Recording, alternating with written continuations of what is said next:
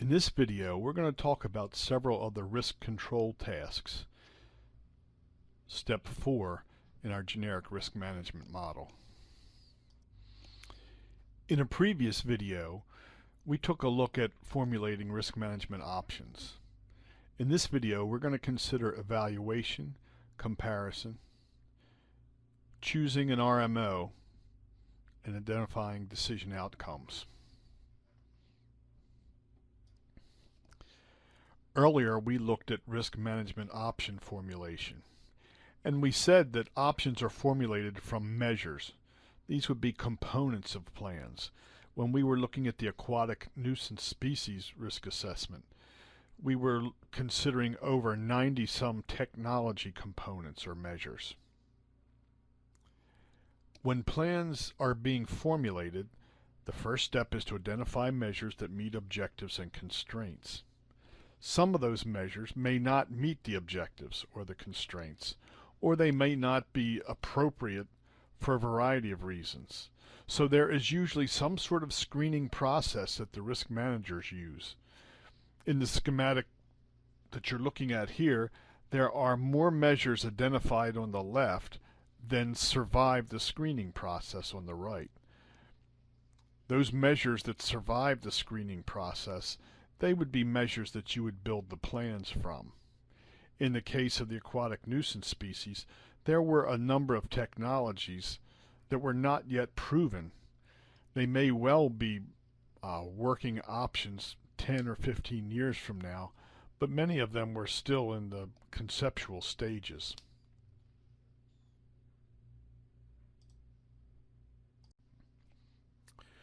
Notice that all of those screened measures from the previous slide are now shown in the bottom left. These are the measures that you begin with. And from these measures, if you follow the up arrow, we would try to formulate all the different risk management options in the world. Think of this as just a conceptual exercise. We are in a classroom here, and my point is simply this.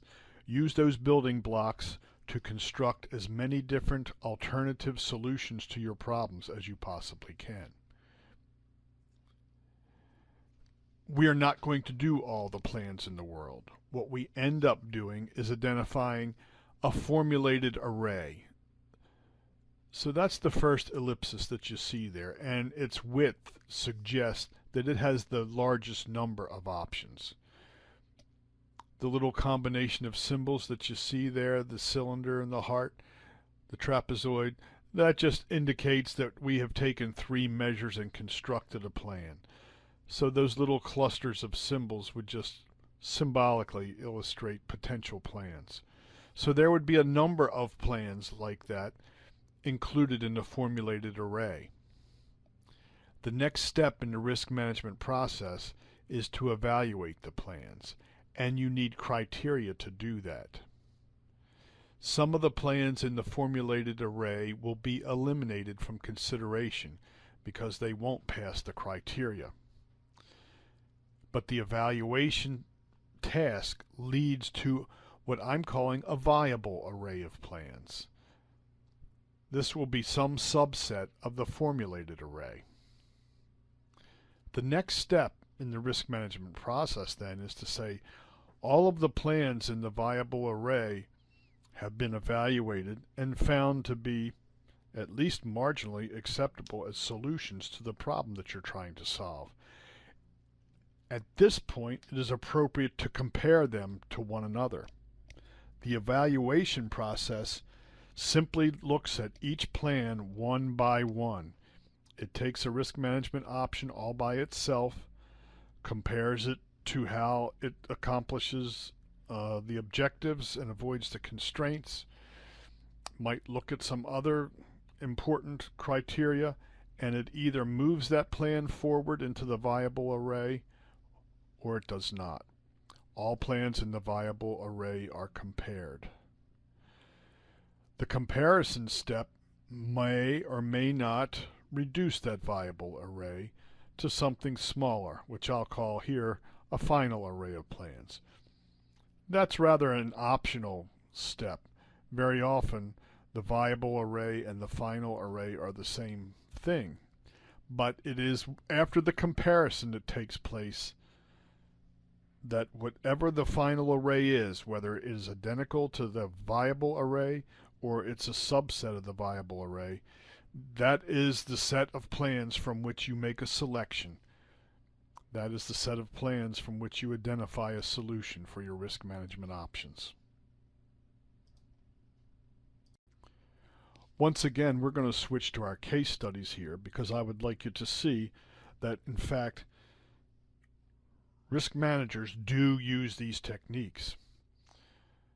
In this slide, we're looking at aquatic nuisance species evaluation criteria. The Glimmerous team basically said that they were going to use 4 criteria to evaluate their early array of risk management options. They would look at the life cycle cost of the project, and they would rank them from 1 to 12. So they were looking at 12 different plans. They would look at the impact of the different plans to waterway users in Chicago. And to do this, they would simply list the uses that are adversely affected, like water quality, flood risk management, and so on. They would look at impacts to waterway users. This is different than uses. And again, this would be a simple list of users. Recreational navigation, commercial navigation, and so on. And then they would take a look at whether the components of the plan were required by law or policy. And this would be a simple yes or no. In the next slide, I'll show you their evaluated criteria. The table you're looking at here was taken from the Glimmerous report, and it's only part of the table, but it's enough for you to understand the process. In the previous slide, we identified 4 criteria to evaluate plans. Notice here that the first column identifies alternatives. The next 4 columns identify those evaluation criteria. In the rows, there are plans or risk management alternatives. The very first is the non-structural plan. When it comes to cost, life cycle cost, it is the cheapest. It is the 12th. You can see the impact to uses, impact to users, and the screening decision, whether this particular measure or this particular plan was retained or if it was removed from consideration. So as you move down the table, you can see that, for example, the next plan, the lakefront alternative without a buffer zone, this was the 3rd most expensive. It was removed because of cost and significant impacts. The important thing I would like you to understand is simply this. Each of the plans was taken on its own, and it was either retained for further consideration as a potential solution, or it was removed. The Glimmerous study was a large study that was conducted by a U.S. federal government agency, and they are the stewards of the nation's water resources. So it was very important that they do a thorough and systematic job. So I'm not going to suggest that a company that is evaluating risks associated with a competitor, or perhaps with opening a new chain of stores or expanding the business in any way, is going to go to the same level of detail.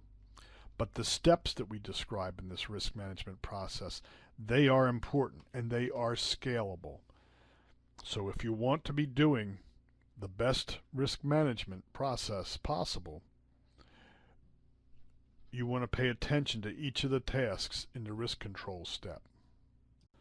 For a comparison, let's switch our attention now to the Vibrio parahemolyticus quantitative risk assessment. This is very different in that risk assessment basically used one criterion throughout. It was the number of illnesses.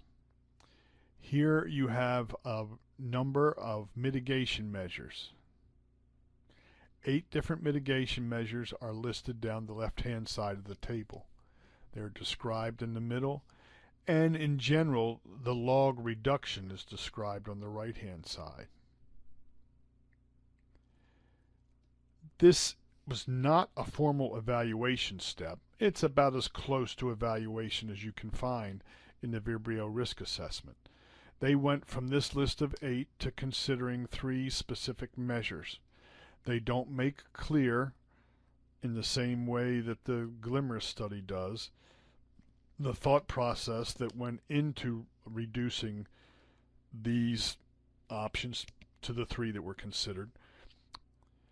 They still go through a plan evaluation process. So you formulate as many risk management options as you can, and then you evaluate them. One at a time, you pick each one up, and using some criteria, you decide whether that plan is a viable solution or not. So at this point, we've got our evaluation completed. We are moving on now to the comparison step. And I'm moving back to the Glimmer's aquatic nuisance species risk assessment. These are the final criteria that were used for comparison.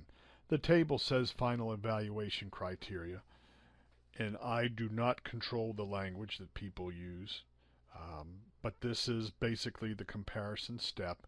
And they said once it comes time to compare these plans to one another so that now we can see which one is the best plan, we use a different set of criteria.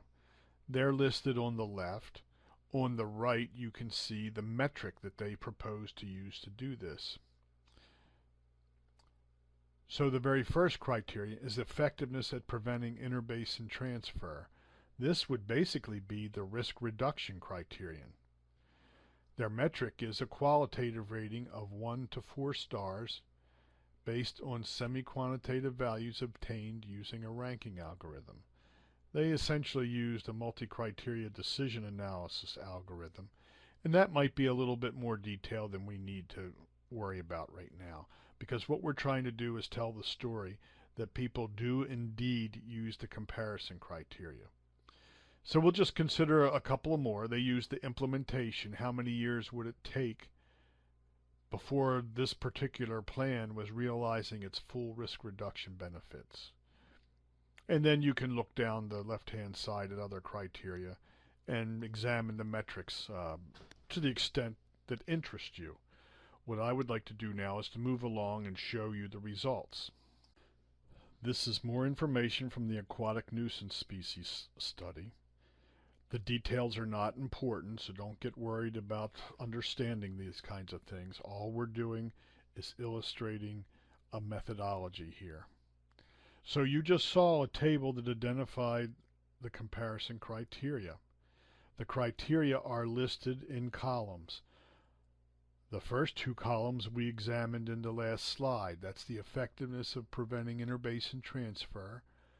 So a plan with 4 stars would be best at reducing risk. A plan with 1 star would be the least best at reducing risk.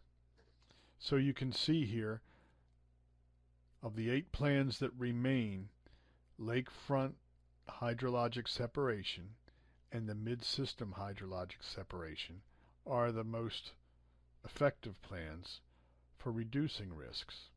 But now move to the second column. The number of years it would take for this plan to be fully operational. Those plans are very large construction projects, and it would take 25 years before they are complete. As you would move through the other columns and using the report, you could learn what the metrics are, what is good, what is bad, what is not. But this one succinct table enables you to look at all the plans at once. You can see their contributions to the comparison and selection criteria here. And so one could use a table like this to make the subjective trade-offs needed to choose a plan. It's also possible to use inputs from a table like this for more sophisticated kinds of decision-making algorithms like multi-criteria decision analysis. But here's the takeaway for all of us. This is the comparison step. This is the step where we say this plan does better on risk reduction and this plan does better on implementation period. We also have cost in here. Costs are a significant consideration for all of these plans. So you can look at the different criteria and make your selection. This is quite different from the from the Vibrio parahemolyticus in oysters, as we'll see in a second. That uses just one criterion. So there's a wide range in how these different concepts are applied in practice. This table comes from the Vibrio parahemolyticus in oysters risk assessment. You can see the rows include regions of the United States as well as seasons of the year. So we have regions and seasons here. Columns 3, 4, 5, and 6 show the predicted average number of illnesses per year under different future scenarios. The baseline scenario is what we call the without condition in the textbook. Without any new risk management measures, this is what we can expect to be happening in the different regions and different seasons. Let's look at Gulf Coast, Louisiana in the summer because it has the most dramatic numbers. The baseline estimate is 1,406 illnesses every year if we do nothing to manage this problem. Risk managers would look at those numbers.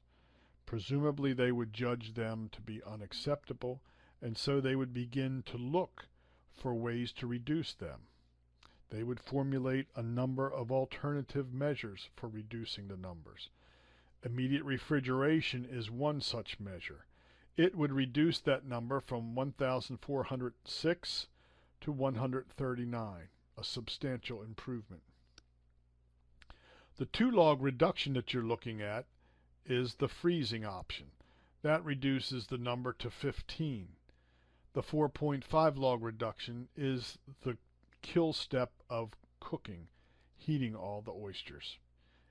And that would reduce the numbers to less than 1 on average. You can see how the different measures perform, and using this one criterion of adverse health effects, you could make a selection about which of these measures would be best to implement. Here is a figure, also from the Vibrio parahemolyticus risk assessment, that shows a refinement of a risk management option. We're looking at the Gulf Coast of the United States, all parts of the Gulf Coast, in the summertime. And we are looking at two options. The solid line is showing a rapid cool down. The dashed line is showing a conventional cool down. One of the things that was being considered was to regulate both the time of the harvest, the location of the harvest, and also the maximum time that an oyster could spend on the deck of a workboat before refrigeration. So you can see here that if the new standard was oysters must be refrigerated within an hour using a rapid cooling system and getting oysters into that system within an hour, provides close to a 100% reduction in the risk per serving. That's different than the number of illnesses, so we're dealing with the risk per serving now. If you use the conventional cool down methods, perhaps cracked ice, and if the oysters have to be introduced to that new method within 1 hour, then we're a little bit closer to an 80% reduction in the mean risk per serving. Let's jump to 4 hours. If we say that the oysters must be refrigerated within 4 hours and we use a rapid cooling system, that looks like there's about a 90% reduction in the average risk. Using a traditional, looks like about a 50% reduction in the average risk. So even though we are just using one criterion in the Vibrio parahemolyticus risk assessment, it's still possible to look at different dimensions of that criterion. And that's going to be important to do when evaluating and comparing plans. After comparison, the next task for the risk manager is to make a decision and to choose from among those plans that have been compared the best risk management plan that weighs the trade-offs among the criteria used in the comparison. The means by which a decision is going to be made will vary greatly. It could include any of the strategies that we reviewed in last week when we were talking about evaluation of the risk. It could be made by an individual. It could be made by the risk managers themselves. Sometimes the risk managers complete the risk analysis process, the risk management activity, and then they pass the results, perhaps with a recommendation, perhaps not, to a higher decision-making authority. In the United States, the President of the United States is often the risk manager-in-chief for many decisions. In a company, risk managers may be several levels below the decision makers who are going to decide a matter that is raised by a risk management activity. So the means by which a decision is made is going to vary greatly. After the decision is made of which risk management option to pursue, the next task is implementation. And the implementation steps are also going to vary widely. And that'll depend on whether this is a government organization or a private company. So who is doing this risk management activity? What was the nature of the risk? How many risk managers are involved in the process?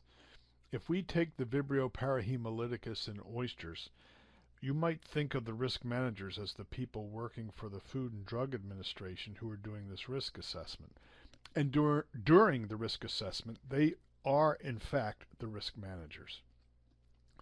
But once they make a decision, decide what to do, the number of risk managers grows exponentially, because the watermen who are working the boats, they become risk managers. They have to become aware of the plan.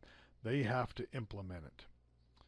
The people who buy the oysters from the watermen, they are part of the risk management process. The retailers who are going to sell these oysters to the public, they become part of the risk managers. And we even need an informed public as well. The consumers themselves are part of the risk managers. So very often what happens is once a decision is made, the risk management responsibility shifts from the regulatory agency or from the bosses on the 6th floor of corporate headquarters to other people who are spread throughout the organization or out in the field, or customers and consumers and those sorts. And then of course there's the nature of the risk management option that matters as well. More complex technological risk management options are a whole lot different than those that are going to require the cooperation of thousands or even millions of fallibly thinking human beings. So decision making and implementation are two very important steps. We'll not say much about them here in this particular video, simply because the range of ways of doing that is too great to cover. Risk analysis differs from other decision-making frameworks primarily because of its emphasis on uncertainty. So far, we haven't talked a lot about uncertainty because we're trying to learn the basic methodology and the framework for risk managers. We'll spend a great deal more time on uncertainty in courses in the future. But right now, what I would like to say is there's always going to be uncertainty when a risk manager makes a decision. So somewhere after the decision and before the implementation in some cases, or after the implementation in others, the risk managers need to identify risk outcomes. Because one of the things that's different about risk management is we know there are many things that we don't know. And because there are things we don't know, we can't really be positive that our solutions are going to have the intended effects. If they are to have their intended effects, then we need a way to measure those effects. And so identifying risk outcomes is an important part of the risk control step. In the case of the aquatic nuisance species risk assessment, it has not yet been implemented. In fact, a decision has not been made at this point. But if we asked what could they measure, there are any number of options, and the logical one would, of course, be the location of these aquatic nuisance species. If we monitor and look for evidence of their presence in the new watershed, then we pretty much know that our risk management options have failed. If we monitor and look for them in the new watershed and don't find them, that would be an encouraging sign. So you could look for the species themselves, or perhaps you could look for the damage done by them. You could be looking at indicators in the environment, or you could be looking at some economic indicators. So there are any number of options that could be used. With respect to the Vibrio and oysters risk assessment, that was implemented. And they are measuring cases of Vibrio parahemolyticus in oysters. So the risk outcomes are sometimes obvious choices, sometimes less obvious. But the important point is, in the risk control step, you need to say what it is that you will monitor. Now, you don't necessarily have to go and monitor it, but it has to be an outcome that could, in principle, be monitored, so that if you choose to do so, you can.